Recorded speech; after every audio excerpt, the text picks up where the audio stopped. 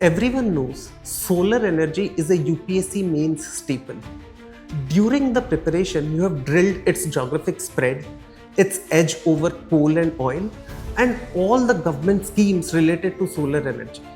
And then UPSC hits you with this particular question. How will the shift of subsidies from fossil fuels to renewables help? That right there is the unpredictability of UPSC at its finest. Consider this particular theme, energy.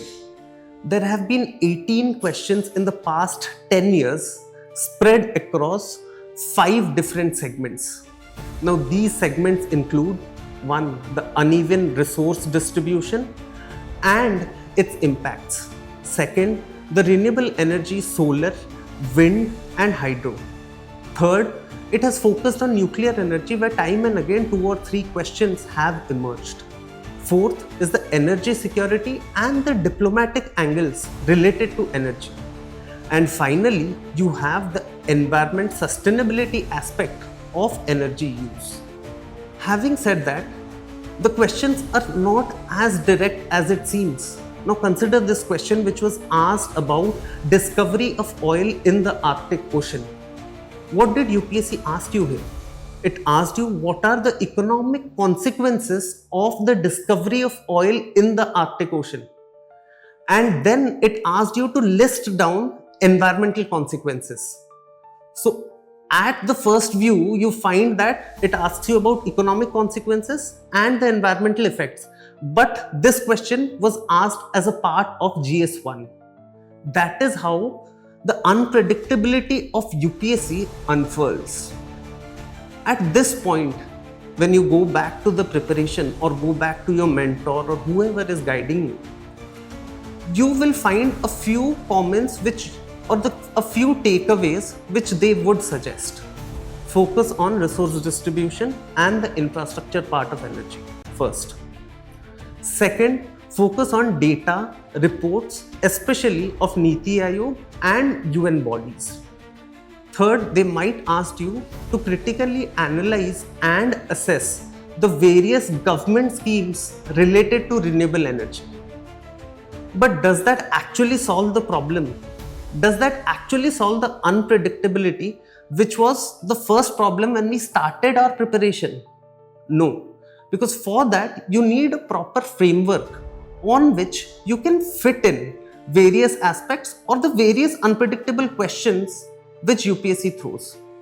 At this juncture, I'm going to show one particular framework which we constantly use in Samachar Manthan and burning issues to handle any unpredictable question related to energy. I call it the SPEED ESG framework. Now in the SPEED ESG framework, S stands for security, E stands for economy, P stands for policy, E stands for environment, D for diplomacy. And then you have the environmental, sustainable and the governance aspects related to energy. Now you have this framework in your mind, but our goal is to get maximum marks in the answers which you write. So how would essentially this framework transform into answer writing? Okay, so now let me show you how exactly the SPEED ESG framework anchors your current affairs and turns them into killer answers. Now let us take the first element, which is S. That is, S is for security. Now whenever you read a news item, say for example, India imports 85% of its crude oil, or something like coal shortages hits Andhra Pradesh grid. Now you just place them under security in your notes. That we help during Samachar Manthan classes as well. Now in your answer, open your introduction with that particular point.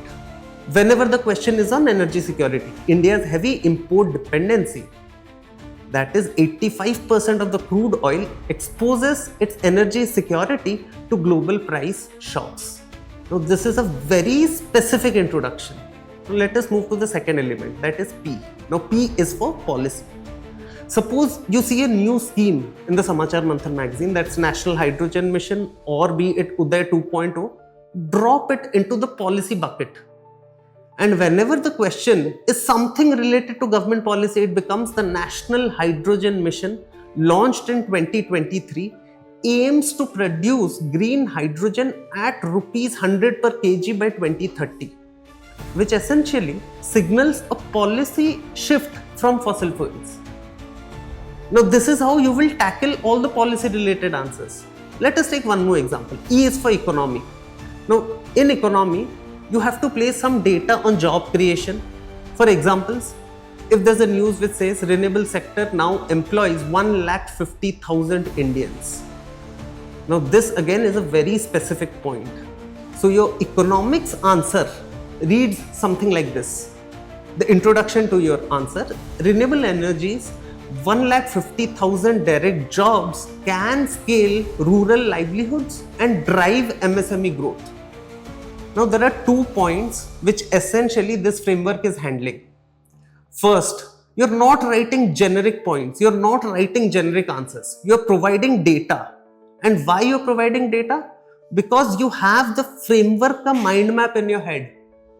Second, since we have covered each and every aspect in the framework, anything that UPSC throws, you will have not only points, but very specific points, specific policies, and specific data. In our next webinar, this is going to be our major goal, to develop some of the frameworks to handle any unpredictable question which UPSC throws at us. And we are not just going to stick to energy, we will explore some other subjects as well. So I hope to catch you all in our next meet on the webinar. Thank you.